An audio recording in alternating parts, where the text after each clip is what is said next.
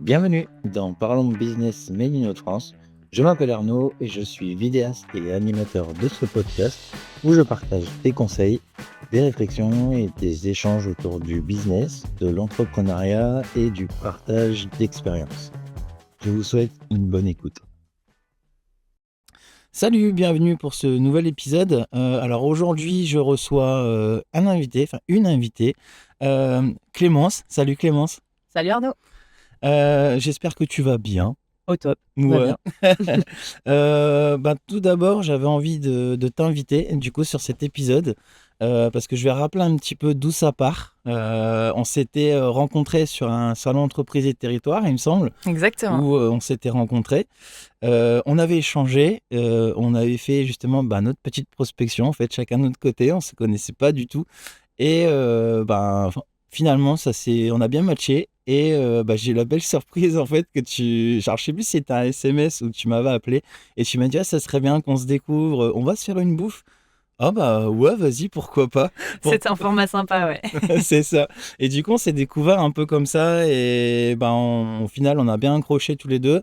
Et j'ai découvert, et je pense que tu l'avais aussi, qu'on partageait, on va dire un peu les mêmes valeurs et l'humain surtout avant tout. Et c'est pour ça que j'avais envie de t'inviter aujourd'hui pour que les gens découvrent un petit peu ton parcours aussi. C'est un peu le but du coup de ce podcast. Est-ce que tu peux déjà te présenter dans un premier temps? Ouais, avec plaisir. Merci déjà de m'inviter et de discuter avec toi aujourd'hui, c'est super. Donc moi, je suis Clémence Lepouter, maman d'une petite Alix de 2 ans.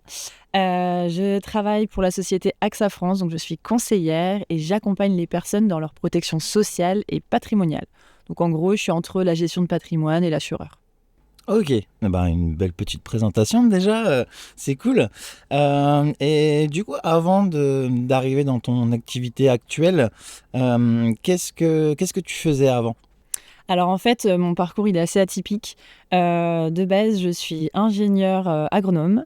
Donc j'ai fait mes études à Lille, où du coup j'ai étudié la partie environnementale, l'agriculture et l'agroalimentaire. Je me suis spécialisée sur l'environnement, d'où les thématiques un peu sociales et environnementales qui me tiennent à cœur.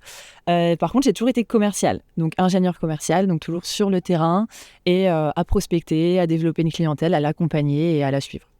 Ok.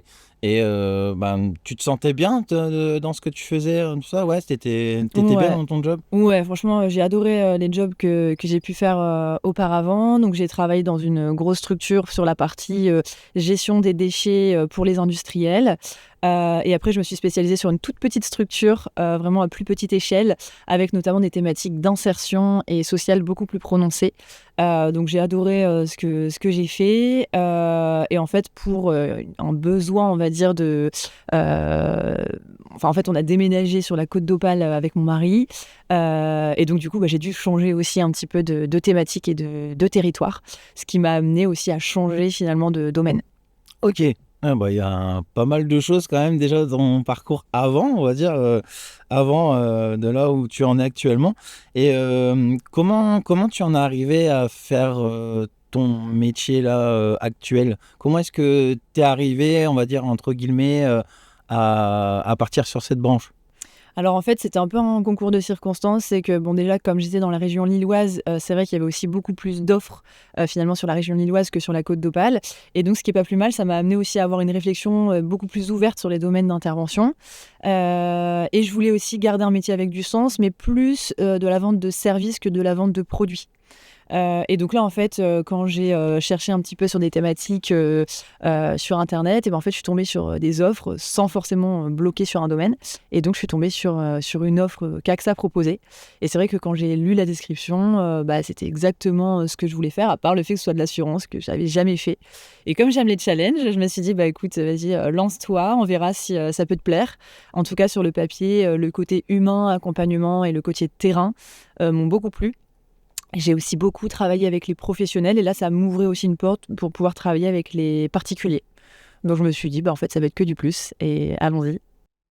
Ok, déjà, ouais, on se retrouve quand je rebondis, enfin, je vais rebondir un peu là-dessus, c'est parce que c'est entre guillemets, comme un peu les valeurs là que tu m'as fait partager aussi, que j'ai ressenti, où tu voulais aller chercher autre chose. Et là, j'ai noté le petit mot challenge. Alors ça, c'est vraiment quelque chose qui est hyper boostant en fait avec sa motivation, etc.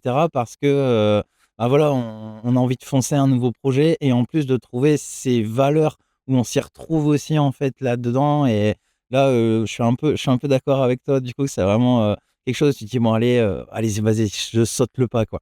Donc est-ce que c'était je vais pas dire un rêve parce que ça a été plutôt un déclic en fait à ce moment-là pour toi? Alors, en fait, c'est un peu, comme je disais, un concours de circonstances. Il y a pas eu de déclic, c'est qu'en fait, je me suis juste pas posé de questions. Je me suis dit: «Bah, on y va, on tente, on verra bien ce que ça donne». En rebondissant aussi sur le côté challenge, en fait, quand tu te donnes, enfin, en tout cas, moi, quand je me donne effectivement un objectif, je mets tout en œuvre pour l'atteindre et je me suis dit: «Bah, après, une fois que je l'aurai atteint, je verrai si ça me plaît et si ça continue à me plaire» et en tout cas, aujourd'hui, ça fait un peu plus d'un an, 1 an et demi que je fais ce métier-là et qui me plaît beaucoup. Je vois qu'il y a beaucoup de possibilités. En fait, on apprend tous les jours, on apprend des personnes, on est toujours sur le terrain et donc c'est pas forcément un déclic. On va dire que mais limite le déclic, je l'ai peut-être maintenant, en prenant du recul et en analysant le parcours que j'ai pu faire, et je suis très contente de l'avoir fait pour le coup. Ouais, donc c'est vraiment ouais, ce déclic-là et aussi d'aller chercher des choses où toi, tu avais envie, surtout se retrouver avec les gens, le côté Ouais, humain. qui me correspondent, ouais. Ouais, et de pouvoir aider aussi voilà, les gens, comme tu disais, le contraste entre vendre un produit et vendre quelque chose, comme tu disais, un service qui permet d'aider les gens. C'est vrai que déjà, pour son amour-propre, ça fait du bien. Quand on Ouais. aide quelqu'un et que la personne est super contente de ce qu'on a pu lui apporter ou de le débloquer d'une certaine situation ou autre, c'est vrai que du coup, on se sent bien quand la personne revient vers nous et qui nous remercie pour l'avoir aidé en fait dans son parcours. C'est quelque chose qui est hyper gratifiant aussi. Exactement et c'est pour ça que je dis souvent que je suis conseillère avant d'être commerciale. Je me considère pas comme une commerciale, je me considère vraiment comme une conseillère et je suis vraiment, côte à côte, pour mes clients. Je suis pas face à face en train de vendre un produit donc c'est vrai que c'est plutôt plaisant pour moi. En tout cas, ça me va bien. D'accord, super. En tout cas, je pense que tes clients ont beaucoup de chance de t'avoir. J'espère. Alors, une petite partie, donc du coup, donc tu es, d'après ce que j'ai compris, donc rattachée à AXA, mais indépendante aussi de ton côté. C'est ça? Ouais, en fait, je suis un peu hybride, on va dire que j'ai 2 casquettes. Je suis rattachée au réseau salarié, donc aujourd'hui, je suis pas indépendante sur le papier. Par contre, je suis indépendante dans, ma façon de travailler, c'est-à-dire que, aujourd'hui, je dois développer moi-même toute ma clientèle, j'ai pas de portefeuille, donc effectivement, beaucoup de prospection, beaucoup de recommandations, beaucoup de réseautage, d'où au final, notre rencontre, qui a été super et qui, du coup, voilà, m'a en amené d'autres et m'amène aujourd'hui ici, donc c'est assez génial. Donc oui, en fait, je me considère indépendante, dans l'âme et dans ma façon de travailler. Après, je reste effectivement, rattachée, dans le réseau salarié d'AXA, en fait. D'accord, oui, donc c'est quelque chose. Donc là, tu as déjà cité un petit peu, donc ça allait être sur la question suivante sur laquelle j'allais venir. C'est pour toi le fait, par exemple, de pas, entre guillemets, être comme dans une agence, en fait, entre guillemets, qu'on connaît un petit peu tous. Qu'est-ce que pour toi, ça change au quotidien par rapport à ça? En fait, comme je l'ai expliqué aussi au début dans ma présentation, moi je suis maman, d'une petite fille, et donc pour moi le côté être, la sécurité un peu du salariat, pendant, forcément, un âge, comme le sien, me rassurait beaucoup. Alors, même si j'aime le challenge et même si j'aime le côté indépendant, j'aime aussi le côté sécuritaire. J'en ai besoin et souvent quand je rencontre des personnes, ils me disent: «Mais pourquoi tu mets pas à ton compte? Pourquoi tu te lances pas?» Parce que je dis: «En fait, aujourd'hui, j'ai besoin d'avoir cette sécurité psychologique». Je pense qu'effectivement, c'est juste psychologique, mais pour moi, c'est important en tout cas d'avoir cette sécurité-là. De pouvoir être attaché aussi à un grand groupe comme AXA, où je me dis: effectivement, là, je sais que je suis en sécurité et que si j'ai besoin, je sais qu'ils sont là». Mais ça n'empêche pas qu'un jour, je pense que j'aurai certainement envie de me mettre à mon compte et ça, je trouve que c'est un bon gap, en fait. Ça me permet vraiment d'être entre les 2. Donc je sais pas si j'ai répondu à la question, mais Oui, oui, si, oui, je confirme que oui. Je pense, oui. Non, mais c'est bien de savoir. Et c'est vrai que du coup, dans son entre guillemets, d'après ce que j'ai compris, c'est que pour se lancer, par exemple, et aussi c'est bien pour tester aussi, par exemple, les choses, Voilà. justement de pouvoir garder ce statut de salariat et de pouvoir aussi avoir une part d'indépendance aussi de Oui. son côté, de pouvoir gérer un petit peu aussi ses clients comme on Ouais. veut et d'aller chercher un peu ses propres valeurs aussi chez ses clients, pas simplement, on va dire, un numéro de dossier, par exemple, ou quelque chose comme ça. Et je voulais juste rebondir sur la question du coup sur la différence avec une agence, parce que c'est une très bonne question.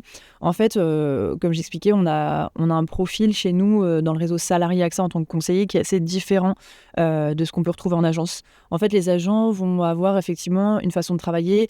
Un peu comme un médecin généraliste, c'est des agents généraux. Donc vous entrez dans la boutique, il y a pignon sur rue, et vous allez finalement vous rapprocher d'eux et poser vos questions, demander des devis. Nous, on a la démarche qui est inverse, c'est-à-dire qu'en fait, c'est moi qui me déplace chez mes propres clients. Donc, je m'adapte aussi aux horaires, je m'adapte aux contraintes, notamment auprès des professionnels qui ont voilà, des journées bien remplies. Donc, si en plus il faut leur demander de se déplacer, c'est vrai que ça a un avantage de pouvoir venir chez eux, de créer du lien. Parce que quand on fait des rendez-vous chez les clients, c'est totalement différent que quand c'est vous qui vous déplacez finalement. On crée une intimité, on crée du partage, on crée du lien qui est assez important et une confiance aussi. Et moi, en plus de ça, sur ce que je propose, j'ai une spécialité, c'est que je suis experte sur la protection de la personne. C'est-à-dire que je ne vais pas faire tout type d'assurance, je vais vraiment protéger la personne, son activité professionnelle, son patrimoine, sa famille. Et ça fait vraiment la différence parce qu'aujourd'hui, on amène, c'est pour ça que je disais que j'étais entre la gestion de patrimoine et l'assureur, c'est qu'on amène aussi toute une réflexion avec des actes notariés, avec par exemple des experts comptables, avec des avocats fiscalistes. Et le but, c'est vraiment de donner un point zéro, de faire un bilan patrimonial et de pouvoir donner, entre guillemets, s'il y a des carences, s'il y a des garanties à aller chercher en plus, s'il y a des optimisations. Et souvent, ce qui fait mouche, c'est l'optimisation fiscale. Donc, en gros, vous faire payer moins d'impôts. Ça marche à tous les coups. Donc, c'est vrai que l'approche est quand même assez différente de l'assureur classique, entre guillemets, qu'on peut voir soit dans les pubs ou dans la rue, quoi. Oui, donc il y a vraiment, on va dire, je ne sais pas si ce sera le mot exact, mais on va dire une spécialisation justement sur Une expertise, ouais, c'est une ça. expertise. Ouais. Désolé, j'avais pas exactement le terme, mais une réelle expertise et de pouvoir réellement aussi aider et bien accompagner aussi justement ses clients, d'où le terme comme un médecin généraliste où Ouais. voilà, forcément, quand on va avoir besoin de se faire soigner, au départ un médecin généraliste c'est bien, mais après un chirurgien, vraiment un spécialiste pour se faire opérer par exemple, c'est quand même mieux. C'est ça. Et c'est aussi faire prendre du recul, tu vois, sur la façon de réfléchir, parce que souvent, quand on vient avec un besoin, on rentre dans une boutique, c'est parce qu'on a un besoin bien concret dans sa tête. Et moi, l'idée, c'est vraiment de faire le chemin inverse, de dire c'est moi qui vais vous dire là où il y a des carences. C'est là où je vais vous dire là où ça fait mal, là où il y a besoin de soigner, et là où on va mettre des choses en place ensemble. Ça amène aussi, du coup, la personne à prendre du recul, parce que comme forcément, c'est pas son métier, c'est de laisser, en fait, à l'expert l'accompagnement dont il a besoin et de prendre du recul. Après, on prend pas, mais c'est vraiment de se dire, ok, il m'a amené une réflexion, moi, j'avais pas ce point de vue-là, et de vraiment, voilà, de changer la façon de voir les choses. Et ça fait vraiment la différence parce qu'on ne voit pas forcément quand on a le nez dedans, on n'arrive pas forcément à prendre du recul. Et c'est aussi ce que je dis pour reprendre un peu l'image du médecin. Quand tu vas chez le médecin parce que, j'en sais rien, tu as mal au bras, tu vas dire au médecin, voilà, j'ai mal au bras, soignez-moi le bras. Sauf que ça se trouve, il y a aussi d'autres maux sur le corps. Ça peut être à la jambe, j'en sais rien, à des organes ou à la tête. Sauf que le médecin, lui, pour le coup, si on lui dit pas, il va pas le voir. Alors que si on va voir un expert qui va contrôler tout son corps et qui va dire en fait oui vous avez mal au bras mais peut-être que le mot que vous avez sur le bras vient peut-être d'ailleurs, et là on remonte et on va chercher la vraie cause. Nous c'est exactement le même principe, c'est qu'on va chercher la vraie cause du problème s'il y en a un déjà, et on vient le soigner comme on peut et en proposant des solutions personnalisées. Ouais, c'est ça, donc c'est un réel accompagnement en fin de compte et c'est vraiment partir d'un problème de base et vraiment d'aller chercher, d'aller creuser beaucoup plus loin, de voir concrètement de où est-ce que ce problème provient réellement et de pouvoir proposer vraiment la solution adéquate pour justement pouvoir régler ce problème entre guillemets derrière et de pouvoir accompagner correctement aussi tes clients derrière. C'est ça, et que l'accompagnement s'inscrive dans la durée. Parce que finalement, ce qui va être vrai aujourd'hui, en 2026, ne sera pas forcément vrai en 2027, 28, ou n'aura pas été vrai il y a 5 ans. Donc c'est vraiment s'adapter aussi à l'évolution, au développement de la personne, de ses envies, de sa stratégie, et aussi du contexte géopolitique. Donc c'est important que ce soit suivi. D'accord, donc ouais, c'est ça. Et j'ai justement un peu sur ton approche, c'est marrant parce que moi je m'y retrouve un peu aussi en fait dans mon métier à moi du coup de vidéaste où ben j'ai un peu la même approche aussi en fait. Chaque client a des besoins, des projets différents et ben on va dire j'utilise un peu aussi moi avec mes clients ben cette on va dire cette même approche entre guillemets où j'essaye de creuser ce besoin et de l'autre côté ben justement pouvoir arriver à leur proposer justement des solutions qui permettent de régler aussi leurs problèmes que ce soit en termes de communication sur un autre sujet, mais je reprends un petit peu du coup la même et l'approche, on sent qu'elle est bien plus humaine et bien plus concentrée aussi sur pas mal de choses. Mais ça, comme tu le disais, je pense que c'est aussi une question de personne, et c'est pour ça qu'on se retrouve vachement là-dessus et que ça match, parce qu'en fait, quand on a la même façon de fonctionner, le même besoin et les mêmes valeurs, bah forcément qu'on fasse des métiers différents, on se retrouve dans la façon de faire, et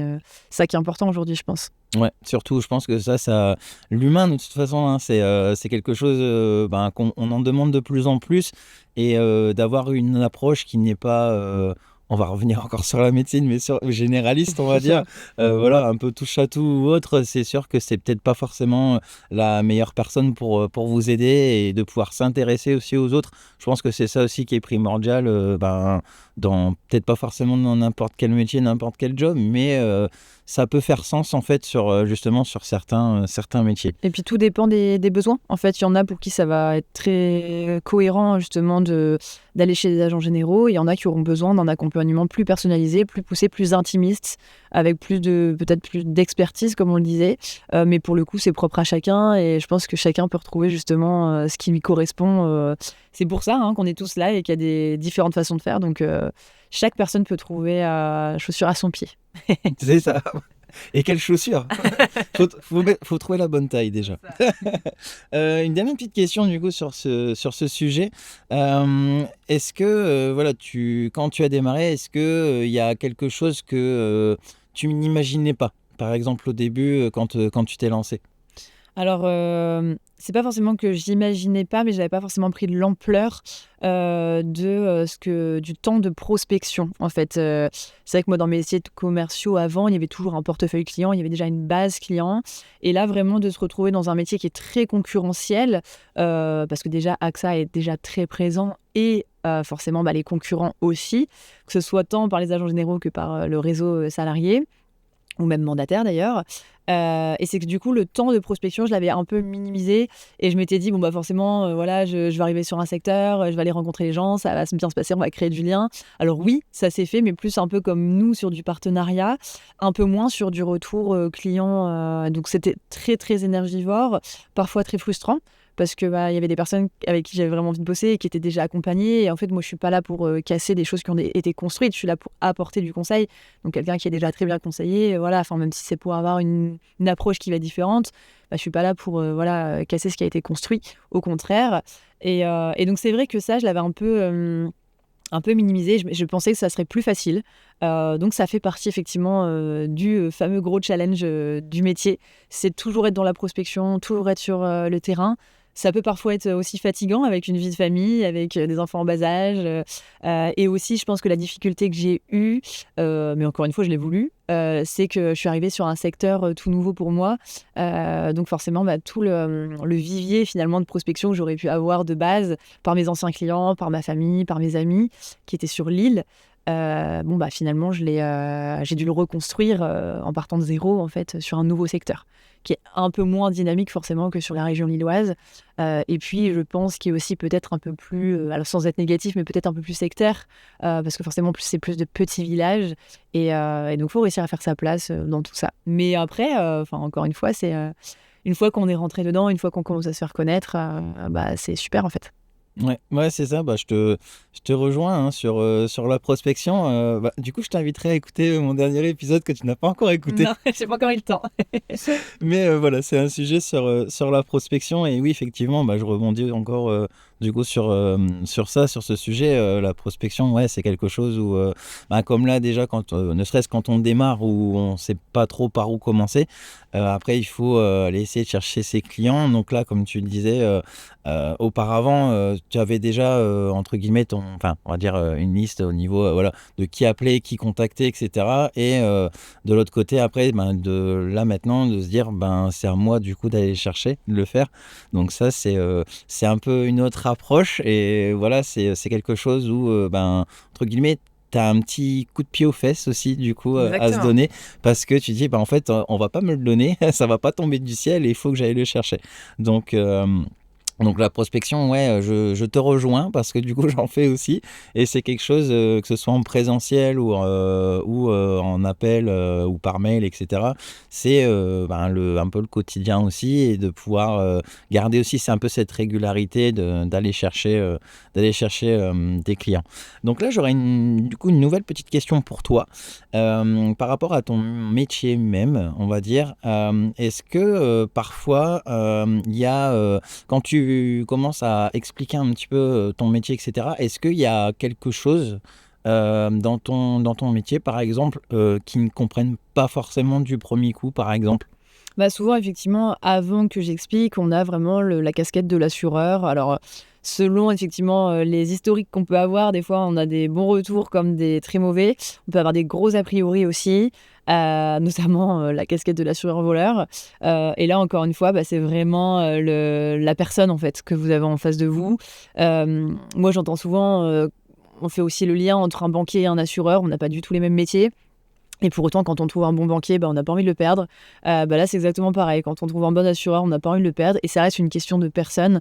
Alors, j'ai la chance de faire partie d'une super boîte qui s'appelle AXA, mais je pense que demain, je vais dans d'autres structures. Je pense que mes clients vont me suivre parce qu'ils veulent travailler avec Clémence, en fait. Et c'est ça qui fait la différence. Et après, c'est quand j'explique mon métier, on ne se rend pas toujours compte de l'impact sur l'aspect patrimonial. En fait, souvent, on se dit oui, ok, une prévoyance, une mutuelle, une assurance vie. Alors souvent, on pense qu'une assurance vie est une assurance, alors qu'une assurance vie, c'est de l'épargne. Mais c'est vraiment aussi tout l'enjeu patrimonial qu'il y a derrière, d'où l'idée de passer par un bilan patrimonial complet qui permet d'avoir vraiment un point zéro à l'instant T et de se dire en fait ce qui s'est passé avant, s'il y a eu des mariages, s'il y a eu des enfants. Les gros sujets qu'on peut avoir aujourd'hui, c'est notamment les enfants du coup de lits différents, avec des remariages, avec des familles qui sont recomposées, où il y a des très, très, très, très gros enjeux de transmission. On s'en rend pas toujours compte, mais ça, c'est hyper important de l'avoir en tête. Et donc, moi, je suis là aussi pour ouvrir les yeux sur, attention, protégez bien vos enfants de premier lit. Attention, là, protégez-vous aussi entre vous. Est-ce que vous avez revu vos clauses bénéficiaires sur vos assurances vie? Parce que ça se trouve, c'est encore votre ex-mari, donc je suppose que c'est pas ce que vous souhaitez. Donc voilà, en fait, c'est aussi tous ces sujets à aborder où les gens ne pensent pas forcément qu'on va les aborder, mais c'est hyper important, en tout cas, de les accompagner aussi sur ces sujets-là. Et ça fait partie du conseil. Donc, c'est effectivement un enjeu de pouvoir bien expliquer son métier de base. Et moi, d'ailleurs, je démarre toujours en expliquant comment je fonctionne, en expliquant mes domaines d'intervention, pour être sûr que derrière, il n'y ait pas d'objection type pourquoi vous me posez cette question-là? Pourquoi vous me demandez mes revenus? Pourquoi vous me demandez si j'étais mariée avant? Pourquoi vous me demandez si j'ai fait un contrat de mariage? Parce qu'en fait, ça aura des gros enjeux sur la suite et sur les préconisations et les solutions personnalisées. D'accord, donc oui, c'est ça. Même moi, je suis pas hyper calé non plus dans ton domaine. Tu me parlerais d'un sujet, je dis bon je mets ça dans une case et en fait il y a plein de choses un petit peu cachées derrière. Donc oui, donc là je comprends totalement qu'aussi voilà on est censé faire comprendre aussi aux gens voilà qu'il y a une multitude de choses derrière un premier gros titre. En fait, on a toujours des petites lignes derrière et ça c'est pareil, c'est super important aussi de pouvoir bien s'assurer ou de conseiller aussi correctement comme tu disais, ne serait-ce que dans le mariage, remariage, voilà, tout ce qui est patrimoine, etc. Donc là, je pense qu'on a bien compris aussi que dans tes valeurs, tu étais très très humaine, que tu adorais aussi ce côté-là. Et en fait, je vais te demander tout simplement pourquoi ce côté humain est hyper central et que tu n'y apportes une très grosse valeur en fait. Bah, ça, c'est plus, encore une fois, je pense une question de personnalité. Moi, j'ai toujours été comme ça, j'ai toujours aimé, partager, le côté social est hyper important pour moi, alors même si c'est un métier qui est très solitaire, parce qu'en fait, finalement, moi, je suis seule un petit peu, tout le temps dans mon métier, mais finalement, je suis tout le temps avec mes clients. Donc je me déplace chez mes clients et du coup, j'ai besoin de créer ce contact, j'ai besoin d'être, vraiment en côte à côte avec mes clients, c'est ce que je disais tout à l'heure et même dans mon parcours, j'ai toujours, fait partie d'associations, caritatives ou voilà, enfin, même dans mon école d'ingénieur, j'étais présidente d'une association, humanitaire, et j'ai toujours fait des maraudes. Enfin voilà, j'ai toujours eu besoin en tout cas aussi moi de me donner pour d'autres personnes. Donc je pense que ça fait partie aussi, je pense, de mon quotidien, de ma personnalité. Après, par rapport à mon parcours, j'ai aussi un parcours de vie et des expériences qui ont fait que j'ai été sensibilisée assez tôt aussi aux enjeux aux impacts finalement l'enjeu décès ou l'enjeu maladie. Donc comme j'ai vécu ça de près assez jeune, c'est vrai que ça m'a sensibilisée et le jour en fait où j'ai pris l'ampleur moi aussi du métier d'assureur, comme je le fais aujourd'hui, ça a fait sens en fait parce que je me suis dit à l'époque j'ai eu la chance d'avoir été protégée. J'ai eu la chance d'avoir eu des contrats qui m'ont protégée moi en tant qu'enfant et j'en avais pas conscience. Donc en fait aujourd'hui c'est vrai que c'est un point d'honneur que je mets aussi quand j'explique aux familles.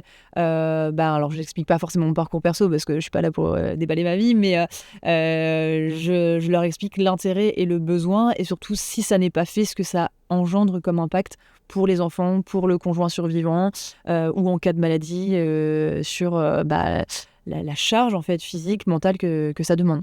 Donc c'est vrai que c'est un mélange de personnalité et de vécu, je pense. Ouais, d'après ce que j'ai compris, oui, c'est ça. C'est un peu, je pense, un mélange des deux, de ta propre expérience personnelle d'un côté et de cette propre expérience déjà, que ce soit déjà dans le partage, dans le côté humain, donc qui est bien ancré dans tes valeurs.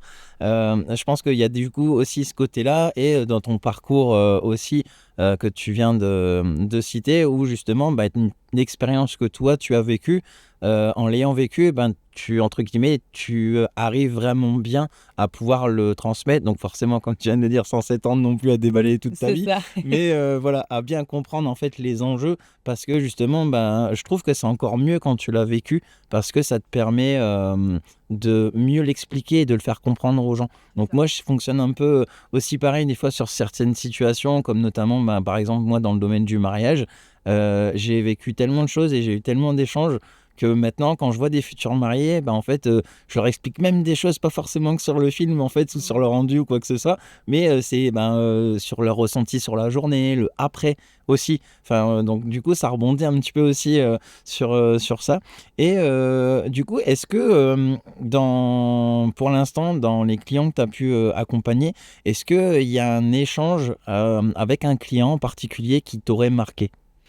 En fait, il y en a beaucoup parce que chaque situation est différente et chaque personne, en fonction de leurs besoins, va avoir ça sera un impact qui sera différent. C'est à moindre mesure, hein. Parfois, c'est des toutes petites choses et parfois, c'est des très gros accompagnements. Là, dernièrement, justement, j'ai accompagné une personne du coup qui a beaucoup d'enfants et qui justement n'avait rien mis en termes de protection, qui a toujours un peu suivi son mari et malheureusement là ils se séparent et se séparent sans avoir été mariés, sans avoir fait de testament, sans avoir protégé se protéger l'un l'autre. Beaucoup de choses avaient été drivées par le conjoint et donc malheureusement pas beaucoup de visu, pas d'informations du tout et les 4 enfants à gérer seuls. Que ce soit financièrement, que ce soit sur la gestion, malgré aussi une activité professionnelle, en plus une indépendance. Et donc c'est vrai que là, en fait, ce que j'ai adoré, c'est que c'est une de mes clientes qui m'a recommandé. Et en fait, elle s'est dit, il faut qu'elle rencontre Clémence, il faut qu'elle soit accompagnée par Clémence, parce qu'aujourd'hui, elle a personne sur qui se reposer. Et comme on avait une relation de confiance avec ma cliente, forcément, elle m'a recommandé. Et moi, quand je suis arrivée, en fait, je me suis vraiment rendu compte de la valeur ajoutée que je pouvais avoir pour cette dame, de l'accompagnement, du côté humain, du soutien psychologique. Et c'est là où j'ai commencé à lui dire, surtout rapprochez-vous d'un notaire, rapprochez-vous d'un avocat, préparez-vous. Alors ça peut se passer comme ça, comme ça, comme ça. Et vraiment la projeter et lui dire, par contre, je suis là. Enfin, je resterai disponible, même si c'est pour des sujets autres que sur de l'assurance.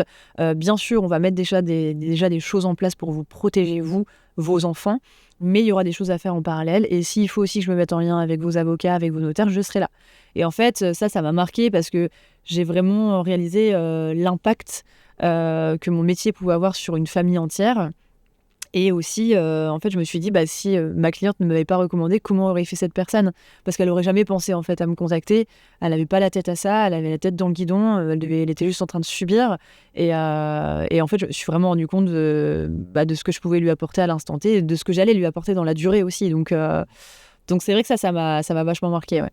Ouais, je me doute. Puis en plus, ça devait être une situation extrêmement difficile, je pense aussi pour cette personne que tu as pu accompagner et de pouvoir, ne serait-ce que, comme tu disais, de pouvoir proposer aussi, même si c'est pas forcément sur ça, mais de parler, c'est hyper important aussi, de pouvoir essayer de se mettre aussi à la place de la personne, de ce qu'elle est en train de vivre, de la situation où elle a peut-être très peu de monde vers qui se tourner aussi pour être conseillé, accompagné, et on ne sait pas si du coup on doit en parler, si on ne doit pas en parler, est-ce qu'on va bien aussi nous conseiller. Là, du coup, avoir vraiment aussi quelqu'un de confiance à côté pour expliquer, gérer un petit peu et de savoir aussi comment ça va se passer. Comme tu le disais, ça c'est pareil, d'avoir maintenant, c'est telle étape, fais ça, fais ça, fais ça. Du coup, pour pouvoir être un petit peu plus serein aussi sur ce qui va arriver. Donc ça, je trouve que c'est aussi quelque chose de très, très, très important. Et Et ça va même au-delà, tu vois, de mon métier, un peu comme toi, tu disais tout à l'heure avec tes clients. Tu vas au-delà, en fait, de ton champ de compétences, de tes missions, parce que ça te tient à cœur et parce que tu sais qu'en fait, derrière, tu auras amené quelque chose en plus qui fera que en fait, ton métier sera totalement complet, tant sur l'aspect humain que sur l'aspect commercial, que sur l'aspect image et développement. Mais c'est surtout, ce que tu vas en retenir, c'est ton expérience pro et ce côté humain qui restera prédominant. Donc ça, c'est hyper important. Ouais, c'est ça, c'est exactement ça. Et puis, en fait, on se rend compte aussi que quand on apporte aussi beaucoup plus en fait à ses clients que le simple service ou produit, entre guillemets, qu'on leur vend. Quand on a tout cet accompagnement, c'est vraiment vraiment de la grosse valeur ajoutée en fait. Hein. C'est vraiment, on va pas dire que tu es vraiment, si, entre guillemets, tu es vraiment un soutien aussi pour ces personnes et quelqu'un aussi à qui, entre guillemets, ils peuvent se confier ou confier aussi un petit peu leur patrimoine, tout ce qu'ils ont besoin et de pouvoir ajouter ces valeurs-là, c'est quelque chose d'hyper important. C'est des valeurs auxquelles je trouve aussi que dans le monde actuel dans lequel on vit, on devient de plus en plus individualiste. Et du coup, on ne sait plus trop aussi au final sur qui compter. Et du coup, avoir vraiment une personne en face qui est là vraiment pour nous, pour notre problème, qui n'est pas là en fait pour vraiment nous vendre son produit, ça fait énormément de bien en fait, de se dire que la personne, là on commence, ça rassure et la confiance se fait très naturellement aussi derrière. Donc je pense que c'est quelque chose qui est hyper important. Et du coup, au niveau de ton parcours, est-ce que dans tes débuts aussi, tu as eu des petits moments de doute, par exemple quand tu as commencé? Ah oui, puis même, on en a un peu tout le temps, je pense. Ça fait partie aussi du métier, ça fait partie de l'expérience. Je pense que pour toi aussi, dans ton métier, tu dois en ressentir des fois des moments de doute, des creux. Ça reste du métier finalement de terrain, ça reste du métier effectivement où même si on se définit pas comme des commerciaux, ça reste quand même du commerce. Et comme des artisans ou des commerçants, finalement, on a des hauts et des bas, on a des périodes creuses, on a des périodes où on comprend pas, mais on surfe sur une good vibe et tout va bien. Donc, je pense que ça fait partie du parcours de vie aussi des personnes de terrain. Et donc oui, j'ai eu des gros moments de doute et je pense que j'en aurai aussi plein d'autres. Le tout, c'est de savoir toujours se raccrocher à l'essentiel, de savoir pourquoi on est là, de savoir pourquoi on se lève le matin, de voir si on est en phase avec nous-mêmes, si justement on est capable de se regarder dans le miroir et de se dire en fait ouais, je suis à la bonne place et alors là oui c'est difficile mais en fait demain ça ira mieux. Et encore une fois, je pense que c'est une question de personnalité, une question de volonté. Et ça reste des métiers qui sont difficiles. Mais après, aujourd'hui, j'ai envie de dire, aucun métier n'est vraiment facile. Donc, il y a des pour, il y a des contre, il y a des hauts, il y a des bas. Et le tout, c'est finalement de réussir à grimper ces montagnes et de tenir le cap. Donc, oui, j'en ai eu et j'en aurai d'autres. C'est ça. Je sais même pas quoi dire parce que du coup c'est exactement la même chose que je pense. C'est on choisit aussi que ce soit métier qui est parti d'une passion ou autre où on se retrouve aussi dans ses valeurs et oui hein, j'ai des doutes aussi. Je pense comme tout entrepreneur et entrepreneuse voilà mais du moment où on se pose la question donc tu l'as dit du pourquoi et ça c'est une question à se poser de temps en temps en fait quand justement dans ces moments de doute où justement on se dit pourquoi j'ai choisi de faire ça? Pourquoi j'ai choisi de faire ce métier? Pourquoi, comme tu dis, je me lève tous les matins? Et ce pourquoi, en fait, ça nous cherche à pousser un petit peu plus loin et de se dire, ouais, là, j'ai vraiment trouvé ma place, en fait. Et ça c'est vrai, ça, c'est hyper important. Est-ce que, voilà, jusqu'à maintenant, est-ce que tu as quelque chose où tu as ressenti une certaine fierté, tu vois, sur un client? Donc, on a déjà eu un petit peu un exemple déjà de cas concrets dans ce que tu as dit un petit peu avant. Est-ce que tu as aussi, je sais pas, un autre client par exemple que tu auras accompagné et où tu es assez fier de ce que tu as pu lui apporter? Ouais, complètement. Alors encore une fois, je peux me jeter des fleurs, mais j'en ai eu pas mal. Mais voilà, un gros bouquet. Mais oui, par exemple, je pense alors c'est vrai que dans mon métier, je parlais tout à l'heure des pros, j'accompagne énormément les pros parce que les pros n'ont pas le temps. Ils savent qu'ils doivent déléguer cette partie-là. Souvent, les salariés, en fait, ils pensent être protégés et du coup, ils se posent un peu moins la question alors qu'un pro sait qu'il doit mettre des choses en place. Simplement, c'est pas son métier, c'est pas son expertise. Et donc, j'ai pas mal d'expérience avec des professionnels. Et là, notamment, c'était un pro, un artisan, une super boîte qui tourne très, très bien, dans le bâtiment. Donc sur la côte, ça marche très bien. Il y a beaucoup, beaucoup de demandes. Assez jeune, 35 ans et qui travaille avec sa femme. Et là, pas de protection du tout. C'est-à-dire qu'en fait, ça a été fait au démarrage il y a 11 ans, ça n'a jamais été revu. Sauf que ses revenus d'il y a 11 ans ne sont pas les mêmes qu'aujourd'hui, parce qu'en plus, il a flambé, il a très très bien réussi. Ils ont 2 enfants, ils ont pas mal de patrimoine, pas mal d'immobilier, de résidences secondaires, etc. Et entre eux, pas de mariage, pas de Pacs, pas de testament, rien. Donc au vu de l'État, en fait, ils sont comme 2 entités différentes, donc pas d'optimisation fiscale, pas du tout de protection l'un envers l'autre, donc pas du tout d'héritiers légaux, et donc grosse problématique de protection patrimoniale. Et en fait, on l'avait jamais mis au fait, on l'a jamais expliqué réellement les enjeux et ce que ça pouvait représenter pour eux derrière. Donc moi, j'ai eu un vrai rôle finalement de prise de recul, de sensibilisation, de leur dire, mais en fait, demain, est-ce que vous avez envie que ce soit votre beau-père, votre belle-mère qui récupère la partie de l'entreprise? Est-ce que vous avez les moyens de racheter les parts ensemble? Est-ce que si demain, effectivement, il y en a un des deux qui est plus là, l'entreprise peut continuer à tourner? Et vraiment, j'ai eu une grosse heure comme ça à les sensibiliser, à leur expliquer. Et à la fin, en fait, ils m'ont dit, mais on nous a jamais expliqué dans ce sens-là. On nous a juste dit, il faut le faire, mais comme on ne donnait pas de sens et pourquoi, on n'a jamais mis notre nez dedans et en fait, on a toujours reporté.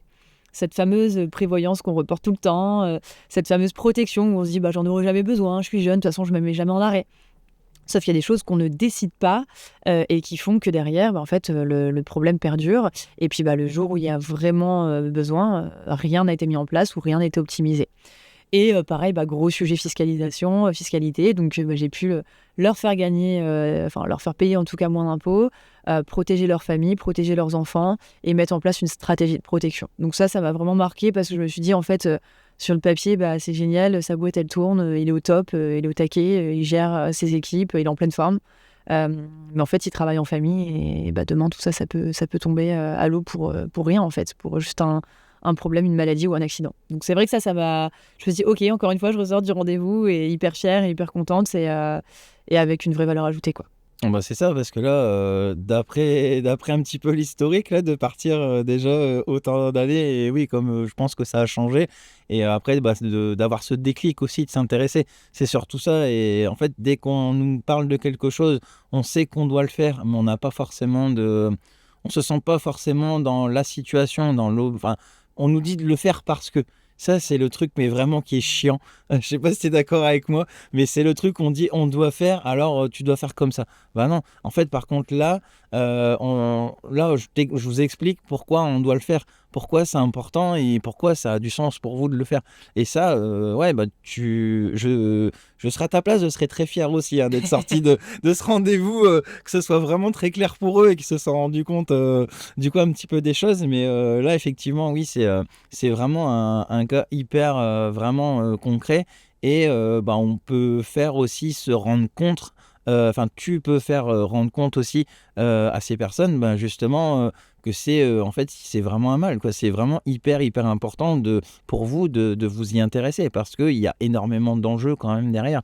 Donc, Et souvent, c'est vrai que ça fait peur. À ce moment-là, ils se disent: «Bah oui, mais du coup, j'aurai trop de choses à faire», et c'est là où je leur dis: «En fait, ce que je vous dis aujourd'hui, le but, c'est pas que vous reteniez tout, même si vous retenez 10 de ce que je vous dis. Ce que je veux juste que vous reteniez, c'est s'il y a une question, s'il y a un besoin, vous m'appelez, et moi, je fais le relais. C'est mon métier, c'est pas à vous de vous intéresser à la législation, à la politique, aux enjeux, à la fiscalité. C'est mon métier. La simple chose, c'est qu'il faut qu'on se voit à chaque fois qu'il y a un changement. Moi, j'accompagne mes clients minimum 2 fois par an parce que dans l'année, c'est sûr qu'il y aura eu des évolutions. Et combien même il n'y a rien, on entretient le lien et les échanges, mais c'est de pouvoir être accompagné dans la durée et surtout de pouvoir avoir un soutien. C'est se dire: ok, là, il faut que j'appelle Clémence, j'ai son numéro, il y a un numéro de portable, c'est pas un standard, j'habite à côté de chez eux, j'essaie de rayonner en local, et ça fait vraiment la différence en fait. ouais, c'est ça. Bah, surtout quand on peut te joindre aussi directement et que ce soit pour n'importe quelle question, que tu es là et qu'ils peuvent justement, dès qu'ils ont une question, un besoin, ben, t'avoir toi. Parce que c'est toi qu'ils ont vu dans un premier temps, une première fois, c'est avec toi, bah, ils ont accordé aussi, ils t'ont accordé leur confiance, t'as pu leur apporter de la valeur aussi, donc forcément, bah, tu vas être la seule personne qui vont avoir envie de voir et bah, de poser des questions, les accompagner parce qu'ils ont confiance en toi et bah, ils savent très bien que tu vas être aussi totalement transparente par rapport à leur situation, quoi, tout simplement. J'aurais du coup une petite question encore. Moi, je sais, j'en pose beaucoup. Est-ce que dans ton métier, ça t'a apporté quelque chose, mais côté perso? Bah oui, forcément, parce que c'est vrai qu'avant d'être dans le métier, en fait, je m'étais jamais vraiment préoccupée, de l'assurance, même si je l'avais vécu, en fait, je me rendais pas compte, que j'avais eu des protections et qu'il y avait des choses de mises en place, et donc forcément, bah, à titre perso, j'ai pas voulu faire, le cordonnier le plus mal chaussé pour le coup. Je me suis fait mon propre bilan, j'ai pu le partager aussi auprès de mes proches, de ma famille, de mes amis, et en fait, ça a été une vraie réussite pour moi. Je me suis dit: «Bah, quand bien même, imaginons, j'en sais rien, ça fonctionne pas et j'arrive pas à perdurer dans le métier», ça m'aura apporté finalement une vision différente que j'aurais jamais eue, parce que clairement, hein, on se le dit, l'assurance, c'est ingrat. Personne n'a envie de mettre son nez dedans, personne n'a envie de s'y intéresser. Et moi, avant qu'on m'en parle, je dis: «Ouais, c'est bien, hein, de mettre une assurance auto, une assurance habitation toujours, parce qu'on nous demande de le faire et que c'est «obligatoire» entre guillemets». Mais jamais, en fait, je me serais posé des questions de stratégie d'épargne, de protection de la famille. Déjà, pour moi, une prévoyance, c'était une mutuelle. En fait, enfin, clairement, ça m'a apporté vachement d'infos, et ça paraît bête et anodin, mais en fait, du coup, ce qui est chouette, c'est que je sais me mettre à la place de mes clients parce que j'étais comme eux avant, en fait, et que du coup, je leur ai dit: «Mais moi, en fait, bah oui, il y a 2 ans, j'étais comme vous, je savais pas, et maintenant je sais que c'est important d'être accompagné, et je sais qu'il faut savoir poser les bonnes questions. Je sais aussi que ça bouge tout le temps, que chaque année, les réglementations évoluent, que, bah, les niveaux de base, que la sécurité sociale se désengage, qu'il faut aller chercher les infos, qu'il faut, être, dans l'air du temps, que, bah oui, une petite annonce, de Trump ou, un contexte géopolitique va tout changer dans l'épargne, dans les rentabilités, dans les performances, et que c'est important d'en avoir conscience». Donc oui, ça m'a apporté beaucoup sur le perso, d'autant plus que, mon mari ayant, changé aussi de statut, en fait, bah, moi, j'ai dû lui mettre en place des prévoyances, j'ai dû lui mettre en place des mutuelles, et du coup, en fait, si j'avais pas, fait ce métier-là, j'aurais pris, la base qui était proposée par l'employeur et qui était pas du tout adaptée aux besoins de notre famille. Et donc oui, à titre perso, ça m'a servi, et j'ai aussi pu aider mes copines à payer moins d'impôts. J'ai aussi pu aider, ma famille à avoir accès à des épargnes intéressantes. Quand on voit aujourd'hui les taux, des livrets, bah, à 1,5 qui rémunèrent très peu, bah, en fait, j'ai pu leur proposer des supports hyper performants, via, ce qu'on propose chez AXA. Donc en fait, ouais, pour l'instant, ça m'a bien servi, et j'espère que ça continuera à me servir dans ce sens-là, quoi. Ouais, c'est ça. Bah, j'ai adoré, du coup, le petit côté où: «Ah bah, mon mari, du coup, j'ai proposé, j'ai fait C'est mon j'ai client. Très bon client. j'espère que c'était pas son cadeau de Saint-Valentin quand même». En plus, je l'ai fait en février, tu vois? En plus, ça va. Oui, c'est ça. Bah, du coup, ouais, du coup, bah, ta propre expérience et du moment où, bah, ce que je disais, moi, c'était un peu pareil, tu vois. Tu me diras, ben voilà, on parle de certaines choses, d'aller un peu plus loin. Moi, c'est pareil. Enfin, on me dit de le faire parce que je dois le faire, point, quoi. Après, je vais pas chercher plus loin que le bout de mon nez. Mais voilà, il y a tellement de choses où je suis sûr et certain qu'il y a justement à apprendre et à prendre conscience aussi. Et de pouvoir partir aussi sur des choses où justement, bah, même au niveau du résultat, bah, en fait, avec ça, qu'est-ce qu'on peut vous apporter comme tu vois, bah, même des amis, des copines à toi, tu as pu même les aider du coup sur d'autres points. Du coup, on parlait tout à l'heure un petit peu de fierté, de souvenirs, etc. Est-ce que, bah là, on va partir un petit peu plus dans un peu plus drôle, un peu plus sympathique. Je sais pas, une situation ou un souvenir, une anecdote, quelque chose qui t'est déjà arrivé. Est-ce que ça t'est déjà arrivé, ce genre de petite situation comme ça? Bon, il y a toujours des petits souvenirs rigolos. Et puis, bon, bah, étant bonne vivante, j'aime bien aussi faire des petites blagues ou aller chercher des situations un peu cocasses. Mais là, c'est plus un souvenir. Alors, c'est pas super, super drôle, mais moi, je trouve, enfin, avec du recul, je trouve ça assez sympathique. C'est qu'en fait, chez moi, du coup, bah, forcément, comme je fais pas mal de prospection, je suis vachement attentive à ce qui se passe autour de moi. Et un jour, je vais chercher le courrier, du coup, dans ma boîte aux lettres, et je vois un flyer d'un artisan et notamment un paysagiste. Et du coup, je me dis: «Ah bah lui, c'est pas ce qu'il a fait, il a mis son flyer dans ma boîte, t'inquiète, je vais l'appeler, pour le prospecter». Et donc du coup, j'ai dit: «Bah voilà, vous avez mis votre prospectus dans ma boîte aux lettres, bah je souhaitais vous rencontrer parce que, bah, en fait, aujourd'hui, moi je propose ça, ça et ça, et en plus je pense qu'on peut avoir des interactions, on peut créer des choses ensemble». Il a accepté de me rencontrer. Au final, j'ai bien fait mon boulot parce que du coup, c'est devenu mon client. Et en fait, je lui ai dit: «Bah, écoute, moi, en fait, des besoins en entretien d'espaces verts, mes clients, ils en ont tout le temps besoin. Et donc, bah, j'hésiterai pas à parler de toi». Et ça a pas manqué parce que du coup, comme il était sur mon secteur, j'avais un client retraité, qui était aussi dans ce secteur-là. Et donc en échangeant avec lui, il commence à me dire: «Bah, je suis fatigué, j'arrive plus à entretenir mon jardin, comment je vais faire?» Et je dis: «Bah, écoute, à côté de chez toi, je connais un super paysagiste, il est super sympa. Si tu veux, je vais te donner ses coordonnées, tu l'appelles de ma part, et peut-être qu'il pourra venir, bah, s'occuper de ton jardin à ta place, et toi, tu pourras, bah, profiter plus avec tes petits-enfants, te préserver, te reposer». Et ça a pas loupé, ils se sont super bien entendus, et du coup, bah, mes 2 clients, sont devenus aussi, clients l'un envers l'autre. Et je trouvais ça génial parce que maintenant, à chaque fois qu'on se voit, on se dit: «Ah, c'est super, merci de m'avoir mis en lien», et c'est encore ce truc de, je m'arrête pas au minimum, de mes missions. C'est, savoir aussi mettre les personnes en réseau, les faire travailler ensemble intelligemment, travailler aussi le local. Parce que là, bah, voilà, plutôt que de faire appel, j'en sais rien moi, à des très grosses structures, bah, c'est faire appel au petit paysagiste à côté de chez moi. Et bah, le retraité, moi, en fait, comme je l'accompagne sur d'autres sujets que uniquement, l'aspect assurantiel, et qui se dévoile, bah, forcément, moi, ça me permet de créer des liens et des idées. Donc au final, ça partait d'un flyer dans une boîte aux lettres, et on travaille tous les 3 ensemble maintenant, donc c'est chouette. Non, bah, j'ai trouvé l'histoire géniale. Vraiment, moi j'adorerais qu'on vienne mettre des flyers et que je puisse reprospecter derrière. Ça, c'est vraiment du pain béni. C'est ça, mais je pense qu'ils savaient pas quoi s'attendre au départ. Non, mais c'est ça. Mais oui, c'est quelque chose, entre guillemets, où c'est cette mise en relation que tu viens d'expliquer derrière, où justement, bah, l'intérêt d'avoir ça, et en plus, bah, le mec à recevoir un flyer déjà dans sa boîte aux lettres. Ah ouais, ça peut être sympa, bah tiens, je vais le prospecter. Et au final, que ça se passe super bien, passer un super bon moment avec cette personne, et que cette personne comprenne que tu es la meilleure pour l'accompagner, que ça se fait. Et après, bah, la rencontre avec ce monsieur, où ah bah j'ai un paysagiste, du coup, mais c'est vraiment situation presque improbable, quoi. C'est ça, concours de circonstances qui se passe super bien, et d'ailleurs, je lui ai aussi fait faire un devis parce que moi j'ai une clôture à faire, et du coup, enfin mon paysagiste va aussi, certainement, je vais être sa cliente certainement, donc tu vois, C'est la boucle est bouclée, quoi. c'est ça, ouais. C'est vraiment la bonne roue, vraiment du truc, quoi. Mais c'est un sacré engrenage, et comme quoi au final, on n'est pas, il y a tellement de toutes ces petites choses, en fait, ça peut vraiment entraîner d'autres choses derrière, parce que, bah, en fait, c'est, parti de la bienveillance, de voilà, de pouvoir au départ aider quelqu'un, Donc certes, voilà, ça faisait partie un peu aussi intégrante de ta prospection, mais c'est parti de ce point-là. Et au final, on voit, il y a tellement de choses à partir de ce moment-là qui se sont passées derrière, quoi.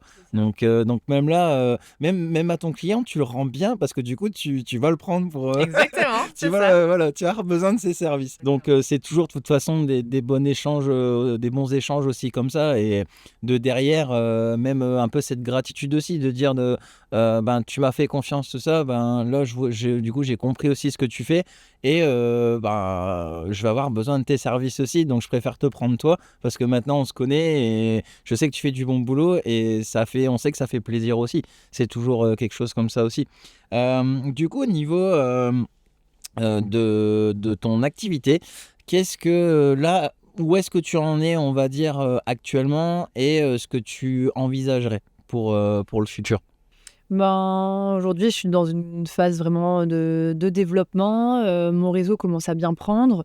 Donc, bah, le but, c'est de développer au maximum l'aspect partenariat, l'aspect recommandation. Parce que bah, forcément, la recommandation, c'est ce qui est le plus important. Quand on est recommandé par quelqu'un, c'est beaucoup plus facile derrière bah, de pouvoir être convaincant, de bien accompagner que quand on arrive en frontal sur de la prospection directe. Donc moi, mon but aussi, c'est de pouvoir vraiment créer ce maillage, créer des événements, pour pouvoir aussi faire bénéficier aux personnes en local aussi de ces bénéfices-là. Et d'ailleurs, notamment, bah, le mois prochain, j'organise une réunion sur les femmes chefs d'entreprise. Bon, je suis pas forcément féministe, mais j'aime en tout cas cet aspect sororité, accompagnement des femmes. Et notamment, je me suis rendu compte en fait qu'il y avait une vraie disparité entre l'accompagnement des femmes chefs d'entreprise et des hommes chefs d'entreprise. Que bah oui, la femme dans l'entrepreneuriat a des très gros besoins, a aussi une très grosse charge mentale. Non seulement elle a son entreprise à gérer, cet aspect de légitimité, sans avoir le syndrome de l'imposteur, réussir à s'imposer en tant que femme chef d'entreprise, c'est pas évident. Savoir bien se protéger et aussi, surtout, bah, la deuxième vie, quand on retourne à la maison, avec les enfants, le foyer, le ménage. Enfin voilà, on reste quand même dans des stéréotypes où bah, la femme chef d'entreprise reste une femme et elle a quand même la majorité de la charge mentale. Alors, c'est pas du tout pour dénigrer les hommes, mais c'est vrai qu'on y pense moins et souvent on arrive à redorer l'image d'un homme chef d'entreprise et souvent la femme on la prend pas trop au sérieux.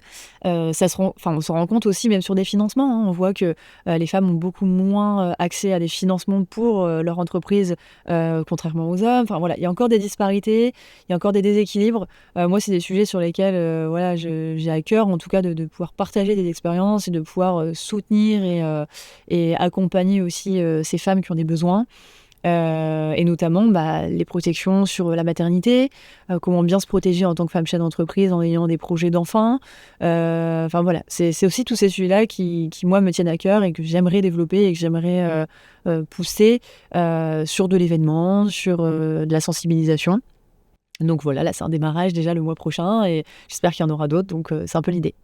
Eh ben, c'est super chouette cette partie parce que franchement, j'ai trouvé vraiment l'envie de partager beaucoup en fait en toi là.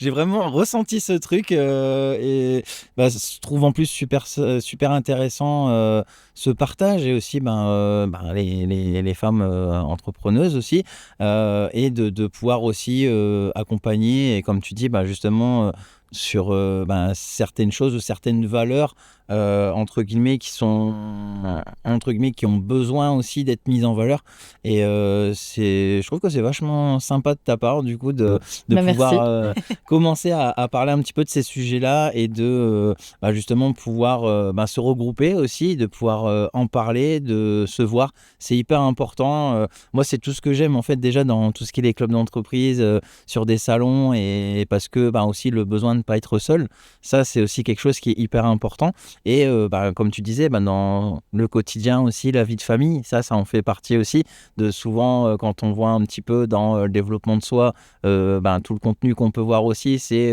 voilà, faut différencier le pro, perso, il faut savoir prendre du temps pour soi, etc. Donc du coup je sais que c'est quand on se retrouve un petit peu le nez dans le guidon et quand on revient on est déjà crevé, on doit s'occuper de ça et on a encore 10 000 choses en tête, je sais que c'est quelque chose qui peut être assez compliqué du coup aussi à gérer, et de pouvoir se retrouver aussi entre femmes qui vivent exactement la même chose. C'est un énorme partage, et ça fait énormément de bien aussi, je pense, de pouvoir se retrouver. Donc j'espère en tout cas que ça va bien se développer sur une première, et que en tant qu'homme du coup je n'ai pas mon mot à dire apparemment, mais j'aimerais bien être une femme pour être invitée, tu vois, parce que je sais que ça va être super sympa, ça devrait être super cool, je pense, du coup de passer un petit moment avec toutes ces femmes, du coup de pouvoir partager énormément de choses aussi. Du coup, pour conclure, est-ce que tu aurais un petit conseil à donner à un entrepreneur ou une entrepreneuse qui démarre son activité? Ouais, ce qui est super important, comme je le disais, pour une personne qui se met à son compte, c'est vraiment de pouvoir être accompagné, de se faire conseiller, de ne pas vouloir tout gérer tout seul. Au démarrage, on pense que à l'entreprise, on pense qu'au développement, sauf qu'on s'oublie en tant que chef d'entreprise, et on oublie surtout que l'élément essentiel, c'est l'entrepreneur, et que si cet entrepreneur n'est pas protégé, l'entreprise n'est pas protégée. On a beau protéger les murs, on a beau protéger effectivement les RC Pro, etc., ou même les salariés. Si le chef d'entreprise n'est pas protégé, c'est là où ça peut devenir problématique dans la pérennisation de l'entreprise. Donc vraiment, premier conseil, c'est s'appuyer sur des conseillers, s'appuyer sur des assureurs. Alors, souvent, on se dit qu'on a un banquier privé, mais on ne pense pas avoir un assureur privé. Donc surtout, le banquier n'est pas l'assureur et l'assureur n'est pas le banquier. Il faut s'accompagner des deux. Comme on ne se pose pas de question d'avoir un expert comptable, ne pas se poser de question d'avoir un expert sur la partie assurance, et dès le démarrage. Parce que finalement, avoir les infos dès le début, ça permet de pouvoir poser ses questions tout au long de son développement, de déléguer cette partie-là et de se focaliser sur le développement de l'entreprise, et ne pas perdre de temps finalement sur comment se protéger, et perdre du temps sur qui va être la bonne personne, et créer du lien. Si c'est fait dès le démarrage, moi c'est pour ça aujourd'hui que je travaille aussi pas mal avec les créateurs d'entreprises qui me recommandent. Ils disent allez voir Clémence pour avoir un accompagnement dès le départ, c'est hyper important, et il faut surtout pas le dénigrer, comme sur le fait que dans le développement, parfois on a la tête dans le guidon, on ne sait plus trop par où prendre, on ne sait plus comment déléguer des choses. Savoir se faire accompagner aussi par des personnes qui savent faire prendre du recul et qui savent optimiser. Le but, c'est vraiment de se focaliser sur son propre travail, qui est de l'entrepreneuriat et de gérer l'entreprise, pas de se faire polluer par ces sujets-là. D'accord. Super, de bons conseils déjà, je pense, pour tous ceux qui démarrent aussi dans leur activité. Donc voilà. Et où est-ce que, si les gens veulent te retrouver, où est-ce que éventuellement ils peuvent te contacter, ou ils peuvent te suivre aussi, par exemple? Alors, ils peuvent me retrouver directement donc en tapant Clémence Lepouter sur Internet, AXA. Donc moi, j'habite à Merlimont. Après, je ne sais pas si je peux donner mes Oui. coordonnées, mais sinon, ils peuvent me contacter par téléphone, donc au 06 84 17 52 14. Et sinon, par mail, clémence.lepouter@axa.fr. Et donc, Lepouter, c'est Lepoutere. Ok, super, merci. Comme ça, si vous avez éventuellement des besoins, ou envie de contacter tout simplement Clémence, qui saura avec bienveillance vous conseiller et vous accompagner, eh bien n'hésitez pas. C'est une super personne, très très humaine, avec énormément de valeur. Et je te remercie, Clémence, du coup d'avoir participé pour cet épisode. En tout cas, j'ai pris énormément de plaisir à te recevoir. On a pu partager beaucoup de choses, et j'espère que ce premier épisode vous a plu également. Il y en aura d'autres, bien évidemment. Donc je vous remercie d'avoir écouté jusqu'au bout, et on se dit à une prochaine pour un épisode la semaine prochaine. Merci Arnaud. Bonne journée. Salut Clémence, bye.